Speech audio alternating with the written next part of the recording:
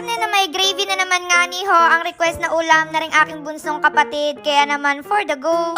Umagang-umaga pa nga nila ang mga kamangyan, nagpunta na ho agad ako din sa palengke, gawa ng mamimili ho ako ng mga agamitin ho doon sa pagluluto para doon sa pangulam namin mamayang tanghalian. Ay kailangan ko nga ni hong agahan, gawa ng pagkabilis-bilis maubos ng karne din. After ko mamili ng karne, ay didini naman ho ako nagpunta sa gulayan. Balik kaunti lang naman ho yung apamilhin ko, gawa ng madali lang naman ho yung aking alutuin. Ay wow naman. Ay pinakabilin-bilinan nga ni rin ho ni nanay na huwag kong kalimutang bilhin aring Alaska Classic Evaporated Filled Milk. Dahil ari ho yung agamitin ko sa gravy. Ay paborito rin ho kasing gamitin niya ni nanay, gawa ng gawa ho yan sa tunay na gata. So masarap at masustansya siya. Wow, for the go. Ay bago nga ni ho ako umuwi, ay ayan si ate at nagpa-picture pa, gawa ng palagi raw ho siyang nanonood ng vlog. Huy, sana all. 2 months nga ni raw ho siyang buntis, kaya sabi ko aba sana ay makuha yung aking dimple. Ay, binamain. Pagkarating ko nga ni ho din sa bukid, ay di nag